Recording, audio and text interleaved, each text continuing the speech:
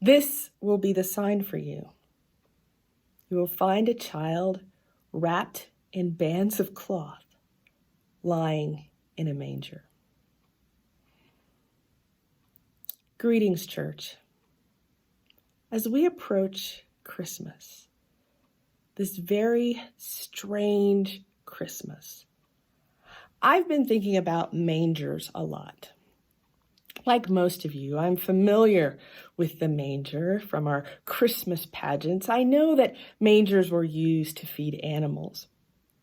But in my curiosity, I Googled, what is a manger?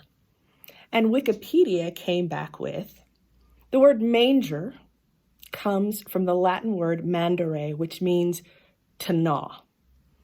And manger is a trough or rack used for fodder to feed domesticated livestock, and in some cases, on nature preserves where the food resources are low, mangers are used to feed wild animals.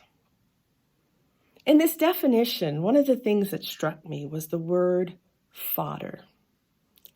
In our world of Chewy.com, where we order expensive food for our pets, or even make expensive organic food for our pets, it can be hard to remember that in days past, animals were fed fodder.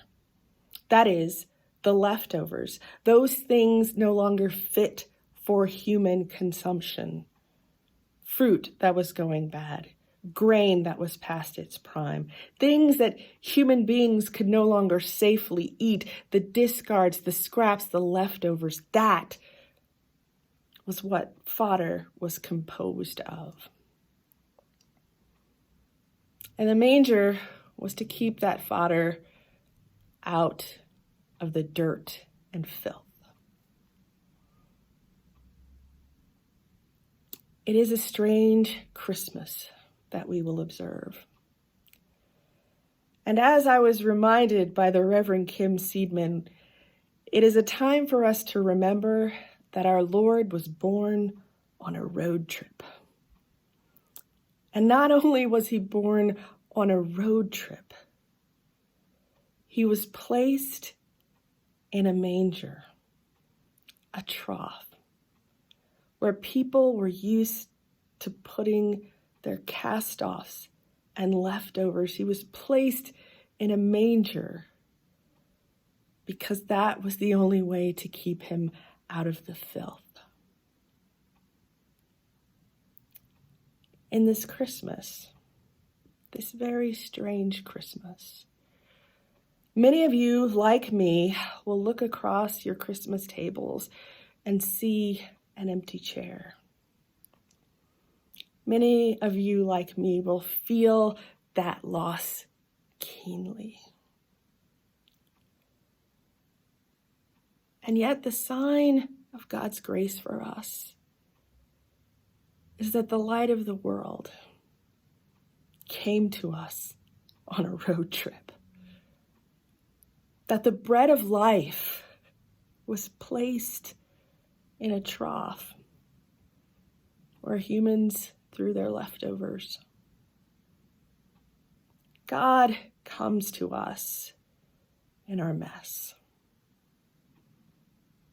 That can be hard for us to remember sometimes, but it is the absolute truth and the confession of this faith that God joins us in the messiness and the grief, in the darkness, in the anger, in the frustration.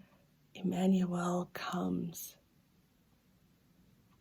This Christmas may not be your perfect Christmas, but Emmanuel will come. God will be with us. And that is all the grace that we need. I wish you a blessed, a spirit-filled, a grace-filled Christmas.